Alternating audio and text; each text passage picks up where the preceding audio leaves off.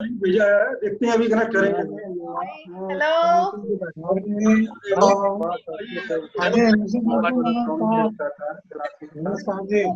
Hello, welcome friends, very good evening. आज का meeting का टॉपिक है वो है बिटवीन 60 एंड डेथ। 60 के बाद हम क्या करते हैं और रिटायरमेंट तक हमें कैसे रहना है। इसको मैंने दो पार्ट में डिवाइड किया है। मेरा तो टॉपिक ही उसमें है, दे दो। पार्ट 1 है how to live fully after 60 और पार्ट 2 है इम्पोर्टेंस ऑफ मेकिंग विल। तो आज के हमारे गेस्ट स्मॉल लेटर्स हैं तीनों। मिसेस वर्षा मंकू हमारे गेस्ट स्पीकर हैं आज। ये हमारे ईपीएफ के सीनियर मेंबर हैं। पहले ये केशवपुरम में ही हमारे साथ रहते थे, अब आजकल जो है ये मोतीनगर में रह रहे हैं, लेकिन केशवपुरम से अभी भी पूरा इनका हमारा लगाव है और ये लेडीज ग्रुप को अभी भी होल्ड करते हैं, उनके प्रेसिडेंट हैं। तो मैं वेलकम करता हूं वर्षा मंकू जी का और उन्हें रिक्वेस्ट करता हूं कि वो इस मीटिंग को स्टार्ट करें और हमें बताएं कि 60 प्लस को फुल्ली एंजॉय करते हुए लोगों को, सीनियर सिटीजन्स को कैसे रहना चाहिए। मैडम वर्षा मंकू, आप स्टार्ट कीजिए अपना सेशन। ओके, सबको बहुत बहुत नमस्कार, आदाब, सत श्री अकाल, good evening to all of you. मेरे ख्याल में जिंदगी में खत्म होने जैसा कुछ नहीं होता। हमेशा एक नई शुरुआत आपका इंतजार करती है और हम सब उस नई शुरुआत को ही अपने ऑब्जेक्टिव या एम या अपना लक्ष्य मान के आगे चलते हैं। तो दो बातें अभी तक हमने डिस्कस की हैं। एक तो ये कहना कि बहुत जी लिए, जी रहे हैं, टाइम काट रहे हैं, ये क्योंकि जो बात ऐसा इंटरनेशनल स्टडीज में ये बात कही गई है कि जो हम बोलते हैं, जिस बात पे हम विश्वास करते हैं, जो हमारा एक्सप्रेशन होता है, हमारी जिंदगी उसी तरह ढल जाती है। तो अगर हम बोलेंगे जी रहे हैं तो हम सोच भी वही रहे हैं, और जब हम सोच वही रहे हैं, जो हमारे दिमाग में सोच है वही हमारे दिल में है, और जो हमारे दिल और दिमाग में, हमारे शरीर भी उसी तरह ढलान हो जाता है।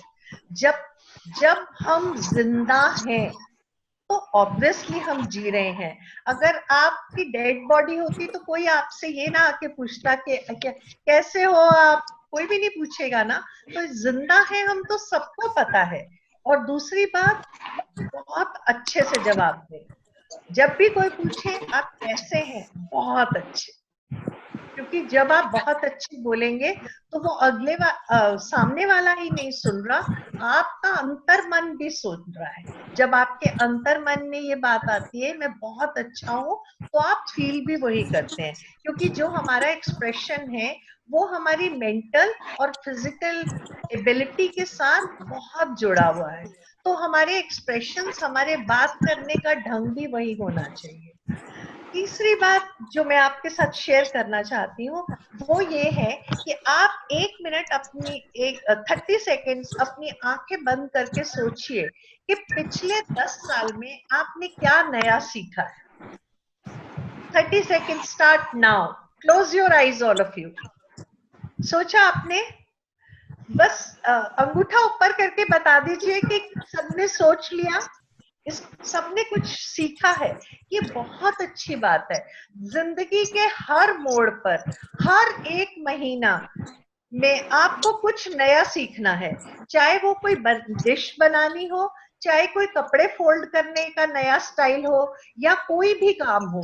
अच्छा, अब हम जो है ना उसके सेकंड पार्ट पे आते हैं, अपने सेशन के सेकंड पार्ट में आते हैं आज के। और सेकंड पार्ट में है हमारा ये 60 के बाद हमें जो एक्सपीरियंस है उसको तो यूज करना है, वो तो हमें बता दिया वर्षा जी ने कैसे यूज करना है उसको। और अब जो है ना हमें जो हमारी एसेट्स हैं, अप टू 60 हमने जो जॉब की है, जो हमने बिजनेस किया है, उसमें जो हमने एसेट्स क्रिएट की हैं, उनको हमें कैसे संभाल के रखना है, सो दैट आने वाले टाइम में वो हम जो नई पीढ़ी को हम जो मरने के बाद दे के जाएंगे उसका सही तरीके से डिस्ट्रीब्यूशन हो जाए।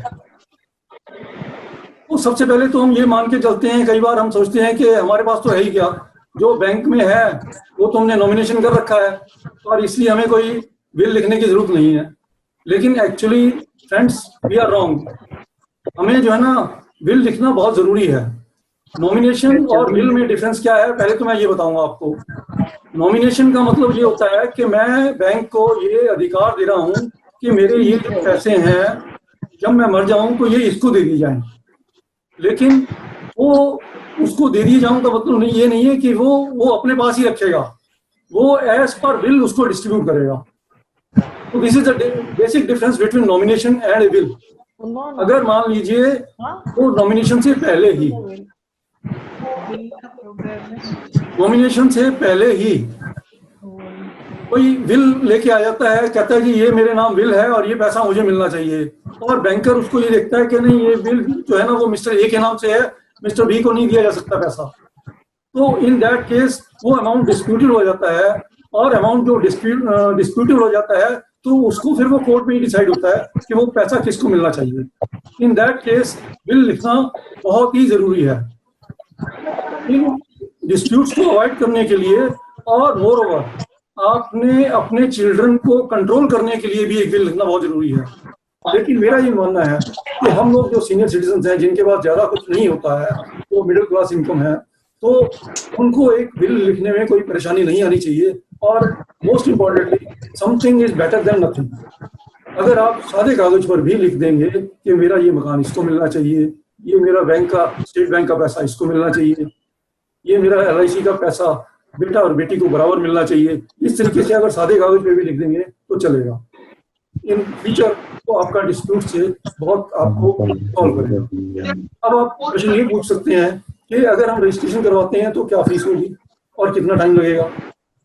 तो मैं आपको ये बताऊं कि रजिस्ट्रेशन के लिए बिल को रजिस्टर करवाने के लिए सब रजिस्ट्रार के पास जाना पड़ता है और वो उसकी फीस है 660 रुपये, 660 रुपीज होंगी। अगर आप खुद रजिस्ट्रेशन करवा सकते हैं जाके तो आपको 700-800 रुपये में काम हो जाएगा।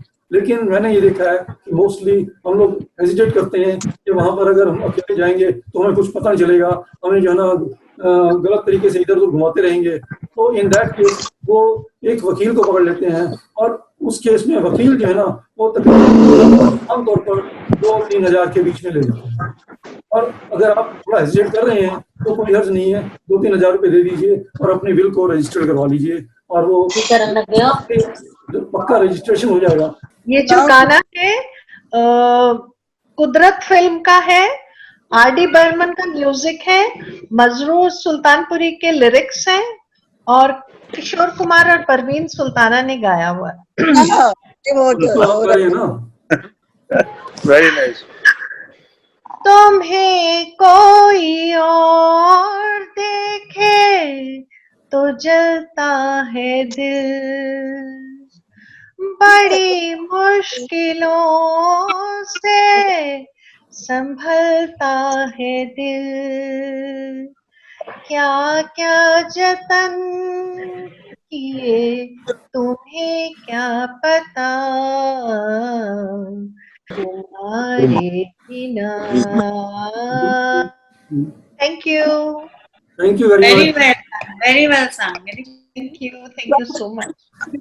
जिंदगी उसी की है जो किसी का हो गया, प्यार ही में खो गया। ये जिंदगी उसी की है जो किसी का हो गया। वेरी नाइस, बहुत अच्छे, बहुत अच्छे। Very good, thank you very much sir.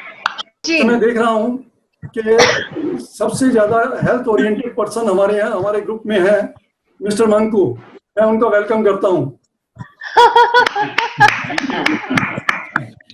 और मैं ये भी जानता हूँ कि मंकू साहब जो है ना बहुत अच्छे सिंगर हैं, तो मैं थोड़ा सा इसको एंटरटेनिंग बनाना चाहता हूँ इस सेशन को, और मंकू साहब से रिक्वेस्ट करूंगा कि आप हमारे लिए एक बड़ा अच्छा सा सॉन्ग सुनाइए।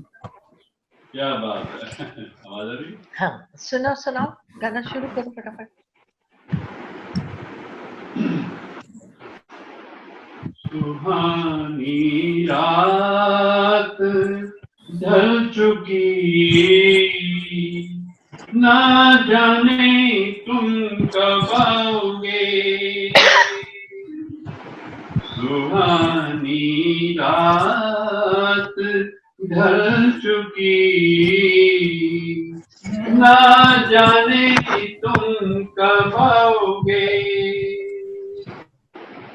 यहाँ की रुत बदल चुकी, ना जाने तुम कब आओगे। सुहानी रात ढल चुकी, ना जाने तुम कब आओगे। Thank you very much, thank you very much.